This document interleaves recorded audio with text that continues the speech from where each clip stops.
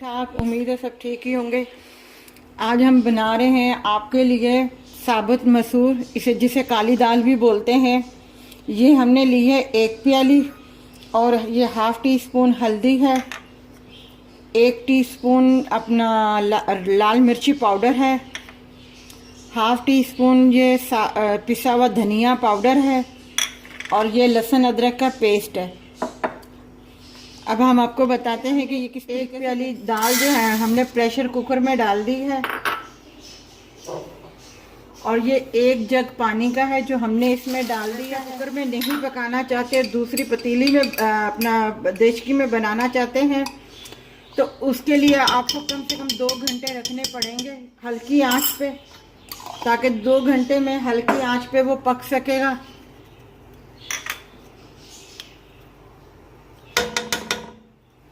के लिए रख देते हैं।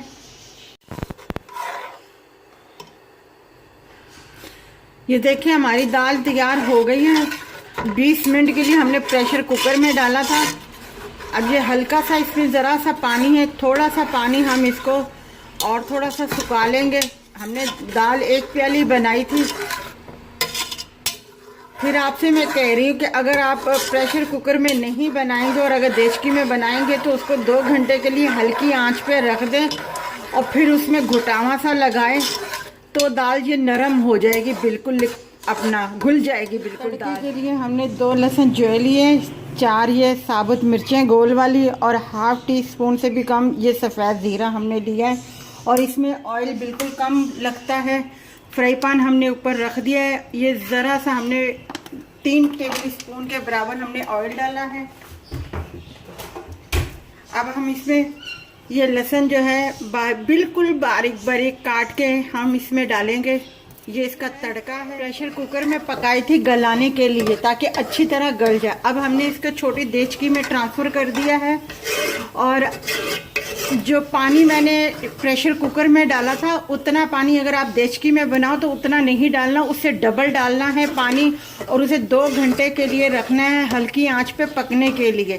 और अगर उसके बाद भी अगर मतलब थोड़ा सा नहीं गलती तो आप इसे घुटावे की मदद से, जब पानी थोड़ा सा कम रह जाए तो आप इसकी मदद से इस दाल को पुश करना शुरू कर दीजिएगा, मतलब पीसना शुरू कर दीजिएगा। तो ये दाल जो है अच्छी। हमने अपना टाइम बचाने के लिए इसे प्रेशर कुकर में अपना डाल के पकाया था ताकि जल्दी से 15 मिनट में हमारी दाल तैयार हो जाए। ये हमारी दाल तैयार हो गई है, देख ले बिल्कुल गल गई है।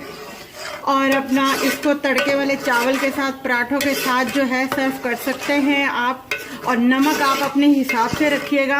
हमारा हो गया है तैयार। अब हम इसमें डालेंगे आराम से।